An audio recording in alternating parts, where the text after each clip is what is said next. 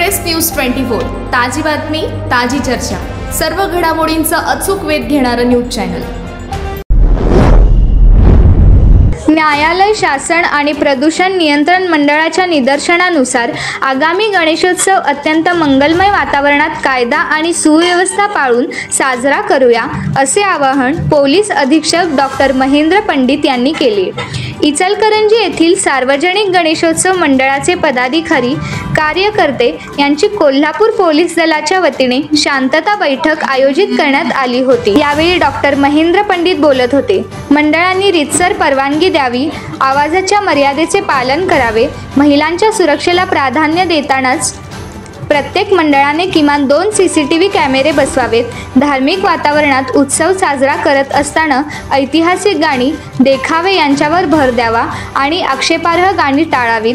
विसर्जन दरम्यान दान केलेल्या मूर्तीचे विधिवत विसर्जन करून त्याचे व्हिडिओ चित्रीकरण प्रशासनाने करावे।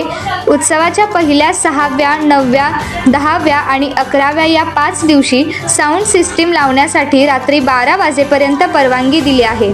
उत्सव काळात कोणताही अनुचित प्रकार घडू नये यासाठी सर्वांनीच दक्षता राहावे आणि आवाहन केले। आमदार प्रकाश आवाडे यांनी शहराच्या सुरक्षिततेसाठी बंद असलेले CCTV पूर्ववत सुरू करण्यासाठी 12 लाखांचा निधी जाहीर केला। त्याचबरोबर विसर्जन मार्गावरील विद्युत वाहिन्यांना अडथळा दूर करण्यासाठी 1 कोटी व रस्ते दुरुस्तीसाठी 1.5 कोटी रुपये दिल्याचे सांगितले। सामाजिक सलोखा राखत औद्योगिक नगरीला गालबोट लागणार नाही याची सर्वांनी मिळून दक्षता घेऊया। पैगंबर जयंतीची मिरवणूक मुस्लिम बांधवांनी अनंत चतुर्थीनंतर काढण्याचा निर्णय घेतल्याने त्यांनी मुस्लिम समाजाचे अभिनंदन केले। प्रांताधिकारी मौसुमी चौगुले यांनी मंडपाच्या देखरेखीसाठी पथकांचे नियोजन करण्यात आले आहे। उत्सव काळात महिला, वृद्ध व बालकांचा विचार करून सण साजरा करूया। समाज कटकांना थारा न देता कुठल्याही अफवांवर विश्वास ठेवू नका। सोशल मीडियाचा वापर सजगतेने करावा असे आवाहन केले। महानगरपालिका आयुक्त ओमप्रकाश दिवटे यांनी गणेशोत्सवापूर्वी रस्त्यांची डागडुजी करण्याचे काम हाती घेतल्याचे सांगितले। राजीव गांधी भवन या ठिकाणी सर्वच प्रकारच्या परवानग्या देण्यासाठी 1 खिडकी योजना सुरू असल्याचे सांगितले।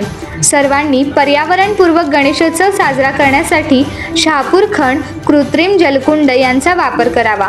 आपत्ती व्यवस्थापन पथकासह आवश्यक त्या उपाययोजना महानगरपालिकेने कार्यान्वित केल्याचे सांगितले। महावितरणाचे कार्यकारी अभियंता प्रशांत राठी यांनी सर्वच मंडळांना अधिकृत वीज जोडणी घेण्याचे आवाहन करत विसर्जन मार्ग व मिरवणूक येणाऱ्या जोड रस्त्यांवरील झाडांची छाटणी व तारांची उंची वाढवण्यासह विसर्जना दिवशी विसर्जन मार्गावर महावितरणाचे कर्मचारी तैनात असतील असे सांगितले। पोलीस उपअधीक्षक समीर सिंह साळवे यांनी स्वागत केले। अप्पर पोलीस अधीक्षक निकेश खाटमोडे पाटील यांनी आभार मानले।